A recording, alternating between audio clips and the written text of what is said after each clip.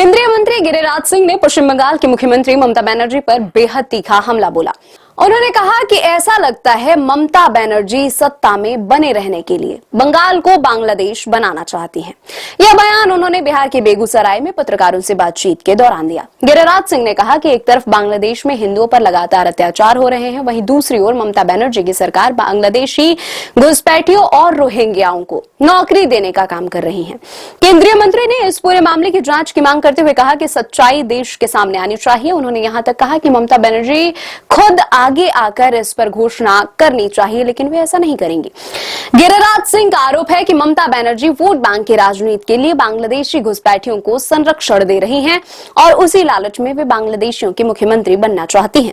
इस बयान का सीधा संबंध बांग्लादेश में हिंदुओं के खिलाफ हो रही हिंसा से भी जोड़ा जा रहा है। हाल ही में बांग्लादेश में उस्मान हादी की हत्या के बाद दीपू चंद्रदास और अमृत मंडल की भीड़ द्वारा पीट कर हत्या किए जाने की घटना सामने आई थी।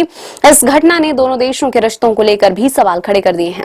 भारत सरकार ने इस मामले में बांग्लादेश के सामने कड़ी आपत्ति दर्ज कराई। विदेश मंत्रालय की ओर से साफ संकेत दिया गया कि बांग्लादेश में अल्पसंख्यक हिंदुओं की सुरक्षा को लेकर भारत गंभीर है और इस तरह की घटनाओं को बर्दाश्त नहीं किया जाएगा।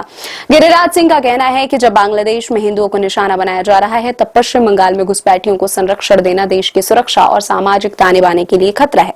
उन्होंने यह भी इशारा किया कि यह मुद्दा सिर्फ राजनीति का नहीं बल्कि राष्ट्रीय सुरक्षा से भी जुड़ा हुआ है। हालांकि ममता बनर्जी और तृणमूल कांग्रेस की ओर से इन आरोपों का पहले भी खारिज किया जाता रहा है। टीएमसी का दावा है कि पश्चिम बंगाल में सभी समुदायों को समान अधिकार और सुरक्षा मिलती है और बीजेपी इस तरह के बयान देकर सिर्फ ध्रुवीकरण की राजनीति कर रही है।